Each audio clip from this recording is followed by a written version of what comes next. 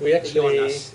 reversed our roles because Amir was supposed to talk on Scholem and I on Huber, but so we changed the roles. And I will talk a little bit about Scholem also. But I'm not a scholar of Kabbalah and of Jewish mysticism, nor is Hans Jonas a scholar of Kabbalah and Jewish mysticism, but Gnosticism and a certain interpretation of Scholem's take on mysticism plays an important role for his work. So I'm trying to explore a little bit this relationship between Scholem and Jonas on this aspect.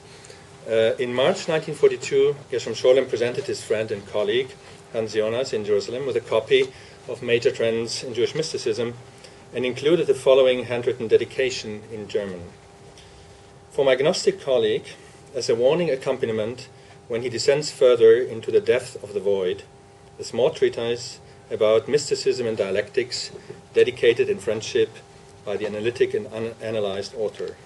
And then January 1943, while Jonas's unit of the Jewish Brigade Group within the British Army was stationed near Haifa, Scholem sent him a second copy with another dedication and a poem containing a cautious confession with regards to the ambiguous effect on his personal thinking of his scholarly research on Jewish mysticism. With its expression of a certain loneliness, alienation, indeed suffering in face of the strange religious worlds he was treating, Scholem's poem offered Jonas a rare look into his friend's normally hidden inner sentiments. And I read this poem. I threw myself into ancient books. I was awestruck by their signs. I spent too much time alone with them. I could no longer leave them behind. The glimmer of truth is ancient, yet disaster is unforeseen. Generations are weakly linked, and knowledge is not clean. I have brought back the blurred face of the fullness of time. I was ready to leap into the abyss, but was I really primed? The ancestral symbols are here explained. The Kabbalist was no dope, but what transformed time proposes remains foreign beyond our scope. Time transformed casts us a fearsome glance, for it is unwilling to turn back again. Yet abandoned joys grow palpable once your vision has dissolved in pain. And then another dedication to Hans Jonas, my Gnostic colleague, for him to heed when descending into the depths of nothingness and when ascending into the even more unknown, presented in friendship by Gerhard Scholem. Jonas's response was a rather agitated letter of thanks in which he expressed his gratitude for the dedication, but also a certain sense of frustration because of what he later in his memoirs called the unsolved enigma of Scholem, namely the way the letter used to veil his personal religious sentiments and leave the question regarding the relationship between his scholarship on Kabbalah and his attitude towards religion unanswered. What is more important, however, in the context of my talk today is first Scholem's reference to Jonas's interpretation of Gnosticism, his Gnostic colleague, and second, the way he points his friends to the question of mysticism. And both plays an important role, of course, in Jonas's work, but also in Jonas's relationship to Scholem from the 1930s to the latter's death in 1982. And it is their affinity as well as their dissensus regarding both phenomena that I would like to address in my following remarks. As a philosopher, Scholem's Gnostic colleague had, from the very beginning of his work, had a rather different approach to Gnosticism than the scholar of religion. On the way to his Gnosis and Spätantiker Geist, a pioneering attempt at a comprehensive philosophical interpretation of the entire history of the multifaceted phenomenon of Gnosticism, its mythological motives and symbols, its religious existential attitudes, and its ethical and anthropological concepts, it was actually the Heideggerian existential analysis that had opened new ways to understand this peculiar ancient religious movement. Jonas used Heidegger's categories in order to unearth the hidden modern characteristics of the Gnostic spiritual world and to describe the nihilism inherent in Gnostic mythology. For him, the most fascinating aspect about Gnosticism was a worldview that bore a striking resemblance to a modern intellectual atmosphere best expressed in existentialist terms. After 1945, of course, Jonas used the insights from his earlier work on Gnosticism mainly for a critique of Martin Heidegger, whose political and philosophical failure in view of the Nazi ideology he saw as reflecting an ethical irresponsibility tied exactly to existential nihilism. Jonas's assumption that Heidegger's ethical indifference towards the inhumanity of the Nazis is causally related to his existential feeling of Geworfenheit shows the explosive force of what he later called his Gnostic reading of modern existentialism. Especially in his article Gnosticism and Modern Nihilism, published in 1952, Jonas pointed to the intellectual currents extending from Blaise Pascal through Nietzsche up to Heidegger, characterizing them as cosmic nihilism, that is, a belief strongly inclined to dualism, world angst, and escapism, in the indifference in the silence of the cosmic spaces and humankind's thrownness, Geworfenheit, into an unfriendly, disconcerting reality. Instead of continuing to devote his research to Gnosticism and antiquity, Jonas now set out to develop an anti-nihilistic program meant to create a new basis for a life-affirming and humane philosophy that was supposed to be rooted in a distinctly different understanding of the conditions of human life in the world. Within the context of his emerging philosophy of biology or philosophy of organic life, Jonas's broader purpose was to refute a Gnostic, dualistic interpretation of the relationship between human beings and nature, and instead to argue for the essential rootedness of humanity in a meaningful natural world, and that became, of course, the basis of his mature ethical position in his later book, The Imperative of Responsibility, of which I'm not going to talk at all today. What I would like to address is the dissensus between Jonas and Scholem that emerged regarding the interpretation of Gnosticism after the publication of Scholem's major trends in Jewish mysticism. And this had to do with the definition of the relationship between Gnosticism and Judaism. Influenced by the history of religion school, Jonas did not deny that Gnosticism had used Jewish themes and elements. He even acknowledged a link between Gnosticism and a certain form of heterodox or cult Judaism, but he strongly emphasized the Gnostic movement's anti-Jewish impulse. Radical adversity towards Jews, Judaism, and Jewish law, Jonas maintained, was an essential characteristic of the Gnostic rebellion against the notion of a good world created in the image of a monotheistic God. And in the 1930s, Jonas still thought that he shared this view with Scholem. But soon he had to realize that Scholem endeavored to redefine the borderlines between Gnosticism and Judaism. Jewish mysticism in antiquity, Scholem claimed, had clearly identifiable Gnostic features. He described Gnosticism as a reaction against rabbinic Judaism, later even as an inner Jewish development inspired by apocalyptic writings.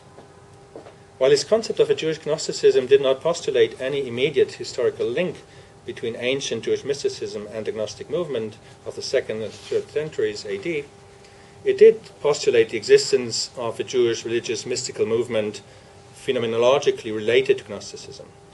This movement, Scholem suggested, had emerged from ancient Jewish religious ideas and symbols that eventually came to serve as material for non-Jewish Gnosticism as well.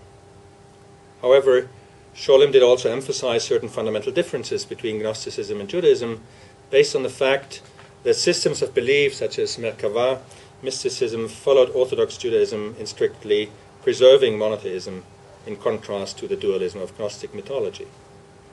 One of Scholem's pioneering achievements was, of course, his exploration of the impact of Gnostic or Gnosticizing thinking on medieval Kabbalah, from the Sefer Bahir to the Zohar to the 16th century Lurianic Kabbalah.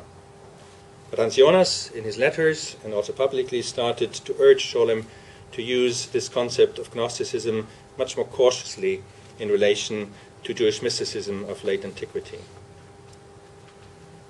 This rethinking of his view did, however, not prevent a major clash with between Scholem and Jonas that occurred when Jonas published an article in 1965 criticizing a one-sided derivation of Gnosticism from Judaism and including a gentle polemic against Scholem's interpretation. In a lengthy letter, Scholem reproached Jonas for treating him, quote, with poisonous scorn without ever having really read his works. If this, dear Jonas, provokes merriment on your side, I can only wish you good luck, he says. In his response, Jonas backs down and concedes that he had to reconsider some of his arguments. And then, referring somewhat ironically to Scholem's anger, he appealed for a shift, quote, from Midat Hadin to Midat HaRachamim. Although ending with Jonas's almost complete surrender, this intellectual skirmish had a late reverberation in Scholem's decision not to attend a larger conference on Gnosticism held at Yale University in 1978. And that was a conference in which he was scheduled to participate with Jonas in a panel discussion. And Jonas expressed his bitter personal disappointment about Scholem not coming, and Scholem replies in his letter, "Your definition of Gnosticism is not mine, and to make this an object of discussion would be completely pointless. You have written the book on Gnosticism that absolutely needed to be written, and we all, including myself, owe you a great deal of gratitude for that. Historical research, however, has developed into completely different directions, and I have read your 2 or 3 attempts to take this into account with great respect and even more reservations." End of quote. These words quite candidly expressed what until then had only been intimated, that although Scholem considered Jonas's work on Gnosticism to be a fascinating philosophical interpretation, he also considered it utterly outdated from a historical philological perspective.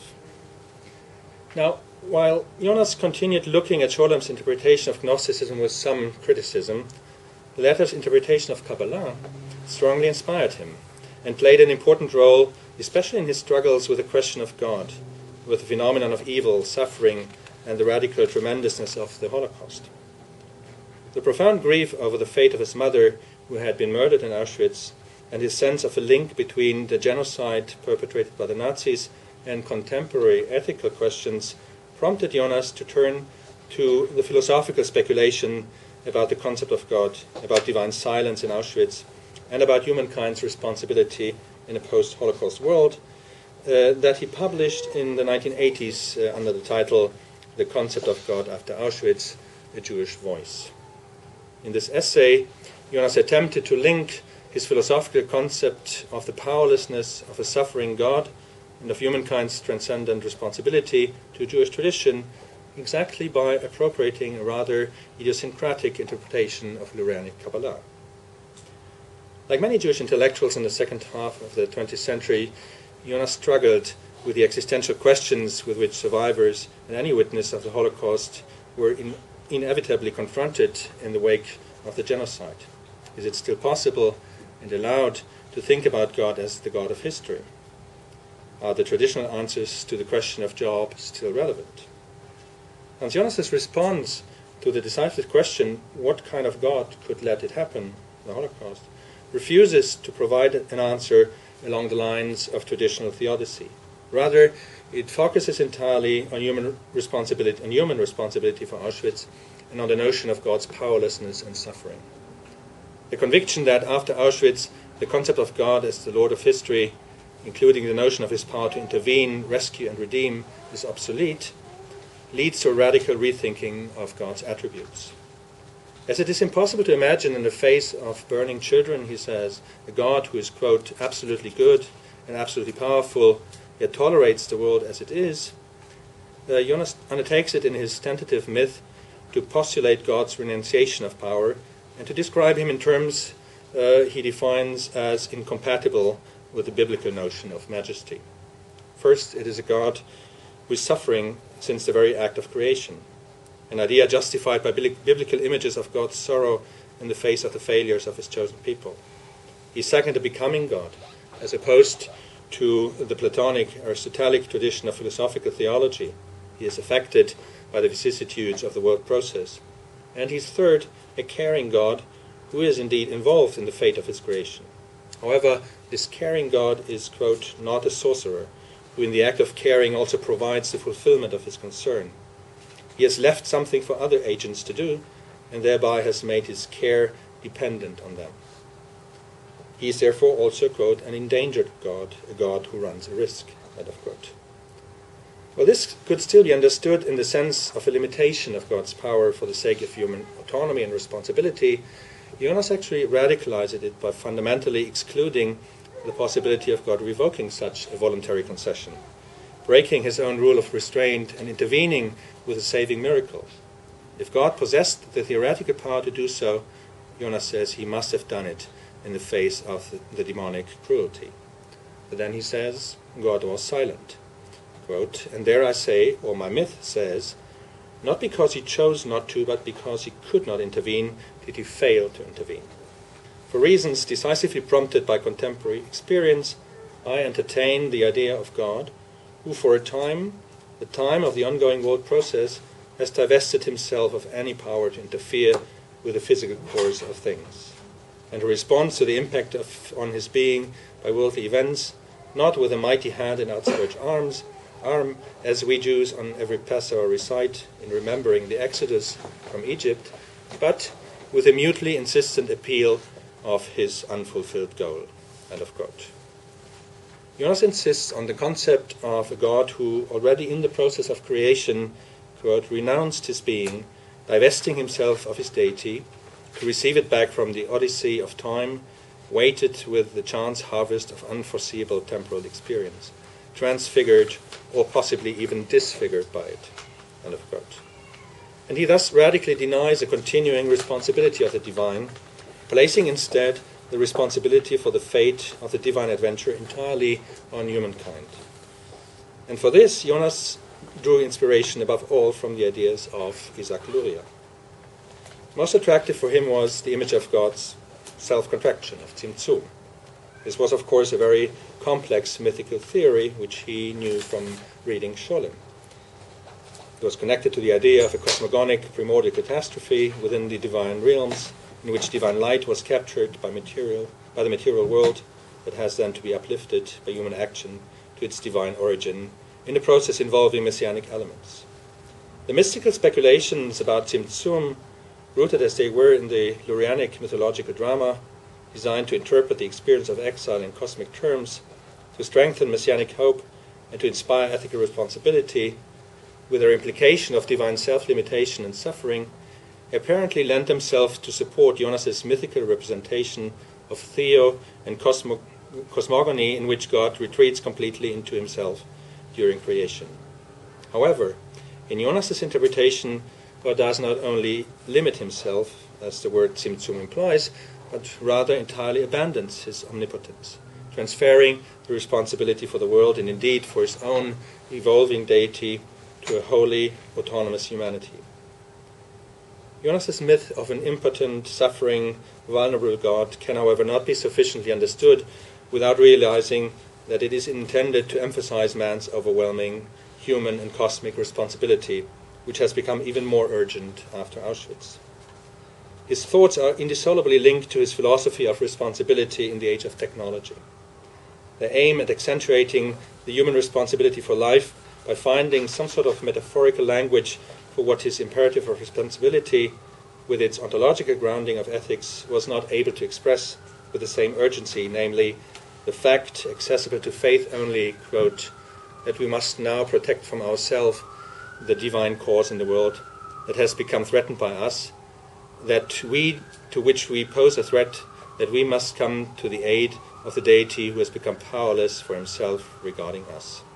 It is the duty of power that knows, a cosmic duty, for it is a cosmic experiment which we can wreck along ourselves and spoil within ourselves. Without Jonas actually naming the concept, what stands behind these thoughts, as in the case of Tzimtzum, is a philosophically transformed and radicalized interpretation of the idea of Tikkun Olam.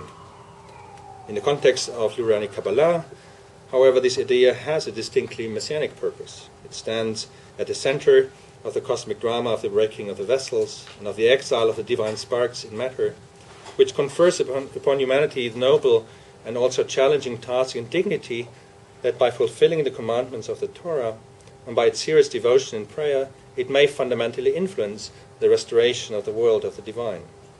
The coming of the Messiah, who will gather the Jews from the diaspora into the land of Israel, will then be the visible sign that the redemption of the entire creation has reached its goal.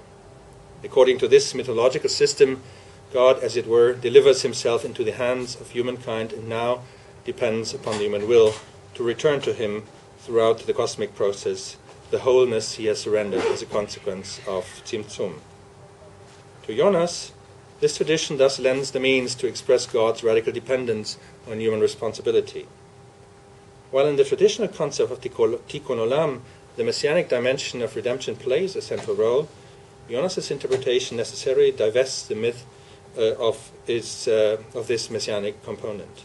Since the powerless deity he conceives of has nothing more to give. That's Jonas's phrase.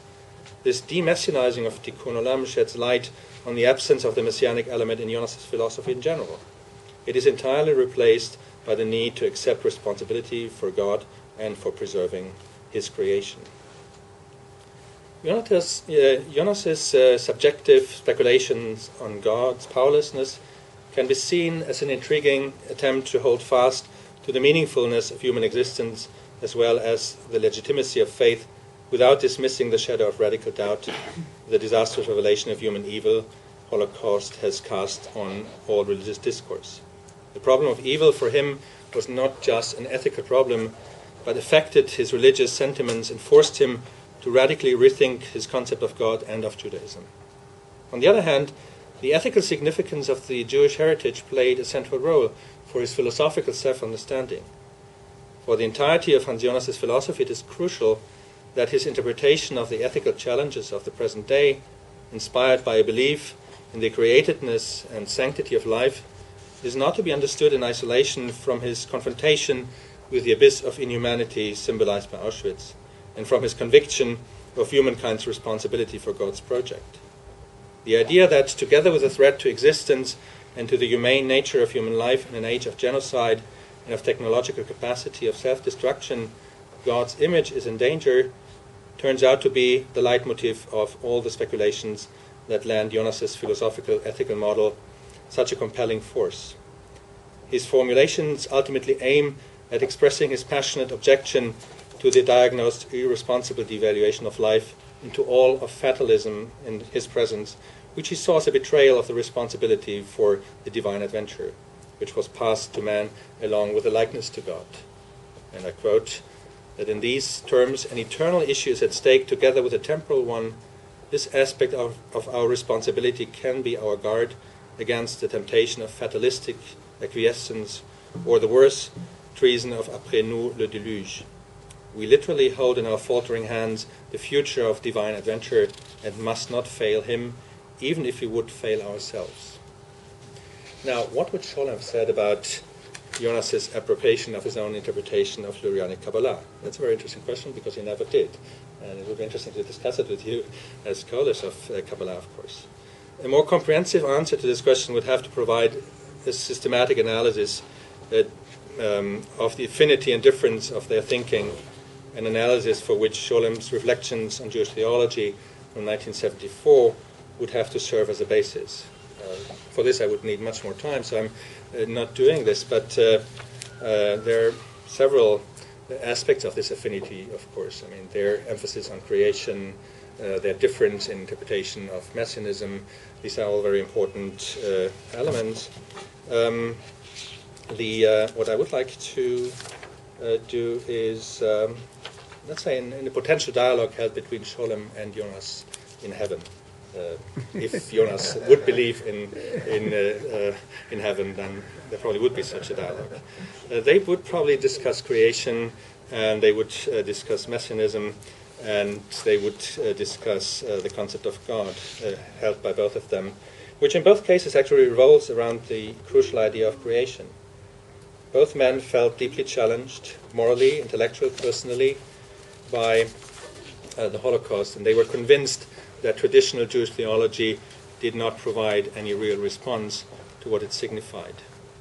And from his historically informed perspective, I would assume, Scholem would probably have been highly critical of Jonas's variations on Lurianic Kabbalah. In his reflections on Jewish theology, he did concede, quote, that in the face of the concrete experience of the Hitler years, which affected our lives as Jews in such an overwhelming, unfathomable manner, and in one which basically it is probably unthinkable as well, the existential situation facing Jews had completely changed, so that Jewish tradition could no longer be written in unbroken continuity. And like Jonas, Scholem regarded with strong skepticism every discussion about God's omnipotence and divine providence, which stands, quote, in sharpest contradiction with the human freedom of a moral decision, the principle upon which the moral world of Judaism must stand and fall. Of all the teaching in Jewish thought, omnipotence is for Sholem the least inspiring for modern times, especially after the events of the 20th century. And in this context, Sholem too cites the tradition of Lurianic Kabbalah in order to emphasize that its worldview, including the messianic idea of Tikkun Olam, had been completely destroyed by the Holocaust. However, in an implicit contrast to the radicalizing interpretation espoused by Jonas, Sholem does not interpret the concept of Tzimtzum as involving God turning away from affairs of the human world. Rather, he sees it as articulating a hope in divine providence and for the world's permanent recreation and renewal. As Sholem describes it, Tzimtzum was precisely not conceived as a single and definite self-limiting act at the start of creation, as the way Jonas emphasized it, but as a perpetually self-creating process in which, quote, again and again a stream streams into the void as something of God. He emphasizes its character as a Gnostic drama of redemption, quote, drama of failure and reconstruction, but one needed to achieve what had been seminal in it and had never existed before. Here redemption was not only the goal of history, which thus gave it meaning, but the goal of the whole universe as such. End of quote. This differing religious historical perspective clearly shows how much Jonas, very consciously, sought to philosophically reinterpret the idea of Tikkun Olam, an idea whose goal from the point of view of Lurianic Kabbalah was the redemption of humankind from cosmic exile. Jonas's reinterpretation allowed him to use this idea as a foundation of his assumption that human beings were responsible for a God divested of all power and utterly incapable of redeeming the world. Sholem, I assume, would have perceived this as a distortion of Lurianic Kabbalah. Yet eventually Sholem too, although with a different accent, came to a similar conclusion as regards the concept of a powerful God. He assumed that the view of the world expressed in Lurianic Kabbalah, with its rather optimistic overtones regarding God's continuing power to intervene, had been irrevocably shattered. If the Kabbalistic concept of Tzimtzum was not precisely aiming at the idea of God's total renunciation of power in the world, if it rather sought to maintain hope in God's providence and in the constant renewal of creation, then this profoundly contradicted the modern experience of history. Quote, this, to be sure, is the point at which the horrifying experience of God's absence in our world collides irreconcilably and catastrophically with the doctrine of creation that renews itself. The radiation of which the mystics speak, and which is to attest to the revelation of God in creation, that radiation is no longer perceivable by despair. The emptying of the world to a meaningless void, not illuminated by any ray of meaning or direction, is the experience of him whom I would call the pious atheist. So this is some sort of summary of their potential dialogue. Unfortunately, they didn't have it in their lives, and so we have to kind of create it and construct it. Thank you very much. Thank you very much, Christian.